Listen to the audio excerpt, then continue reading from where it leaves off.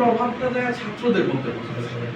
এখন ছাত্ররাও দেখতেছে দুনিয়াতে মানুষ টাকা পয়সা কামাচ্ছে। এখন আমরা যে উস্তাদদেরকে দেখতেছে যে ওনারা মানে চেষ্টা করতেছে, আর্থিক উন্নতি করতে পারতেছে না, দুর্দশা নিয়ে আসেন, অর্থনৈতিক চিন্তা নিয়ে থাকেন, আবার পড়াচ্ছেন। এখন সে এই উস্তাদের কাছ থেকে যে এলমি মোটিভেশন পাবে সেটা তো পাচ্ছেই না, যেহেতু উস্তাদ নিজে এলমি মাশকালা নিয়ে নাই। ধরেন বাংলাদেশে আব্দুল মালিক সাহেব আছেন, আরও কেউ আছেন যারা লাবিব সাহেব আছেন, যারা লাইব্রেরিতে যায় বসে থাকেন। আমি 16 ঘন্টা বই পড়ি, কিন্তু আমার মাদ্রাসার একজন উস্তাদ 2 ঘন্টা পড়ে বা 1 ঘন্টা পড়ে, আধা ঘন্টাও পড়ে না, অতিরিক্ত পড়া পড়ে না।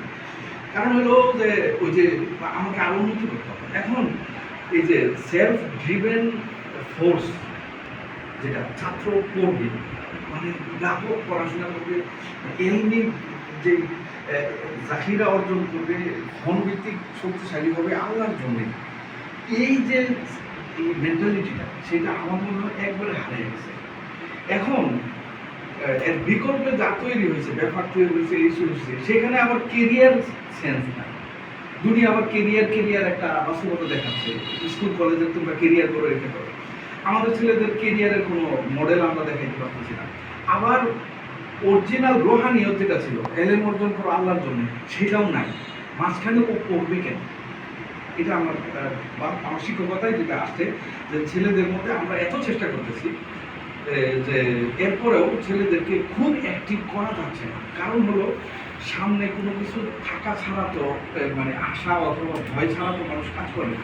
তো সেই জায়গায় দেখা যাচ্ছে পুরো জাতীয় সমস্যা স্টুডেন্টদের, যে না কেরিয়ারের মডেল আছে না রোহানিয়তের মডেল আছে।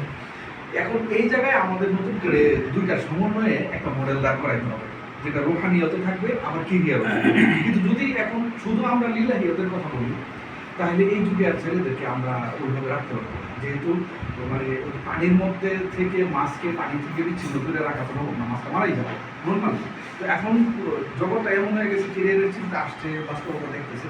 তো কেরিয়ারের মডেল এবং রোহানিয়তের মডেল সমন্বয় করে ওকে যদি সামনে রাখা যায়, যেন সেলফ ড্রিভেন ফোর্স আছে, সে নিজের থেকে যে আগ্রহ হয়ে পড়ে, এটার প্রয়োজন। এটা আমার কাছে মনে হচ্ছে একটা বিষয়। দ্বিতীয় বিষয় হলো যে প্রচুর প্রতিষ্ঠান আছে, সবাই উন্নত চিন্তা করে, এবং আরবি এবং ইংরেজি উস্তাদ যেটা বলছে, প্রত্যেক প্রিন্সিপালই বলে যে আমরা আরবি এই করবো, সেই ইংরেজি।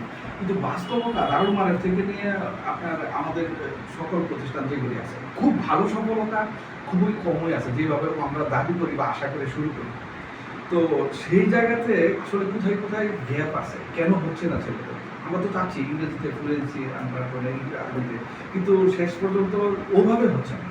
তো কেন হচ্ছে না সেটার আসলে সময় আসছে এখন একটা গবেষণা, কারণ একটা দীর্ঘ সময় গেছে দারুল মারের পরে দারুল আরকাম, আরও অনেক প্রতিষ্ঠান যেগুলি প্রায় 10 বছর, 20 বছর, 30 বছর, 50 বছর হয়ে গেছে কোনো প্রতিষ্ঠান এই আধুনিক সেন্সে আসছে। তো আসলে কেন ওই মানের সন্তানটা তৈরি হচ্ছে না, সেটার ইয়াটা ফাইন্ড আউট করার সময় আসছে। এটা করার দরকার যে আসলে আমরা সবাই যেই লেভেলের একটা যোগ্য সন্তান চাচ্ছে, কিন্তু হচ্ছে না। তো আমার প্রত্যেকেই নিজস্ব কারিকুলাম নিয়ে দাঁড়ায় আছে। আমার এখানে একটা বিষয় বলব যে আমার এখন জাতি করোনার পরে দেখা যাচ্ছে যে ব্যাপকভাবে ইসলামিক শিক্ষার প্রতি আগ্রহী হয়েছে। এটা খুবই বাস্তব।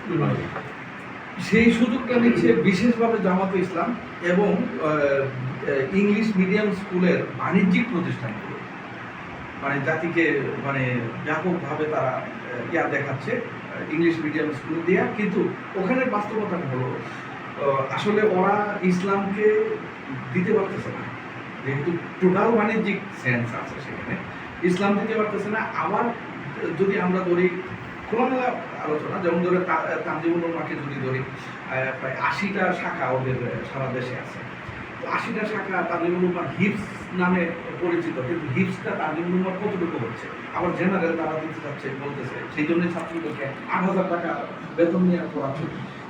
বাস্তবতা হলো না হিপস। তো সেই জায়গাতে দেখা যাচ্ছে যে এখন যদি আমরা একদম গ্রাউন্ড লেভেল পর্যন্ত মানুষের ইংরেজির প্রতি ব্যাপক আগ্রহ,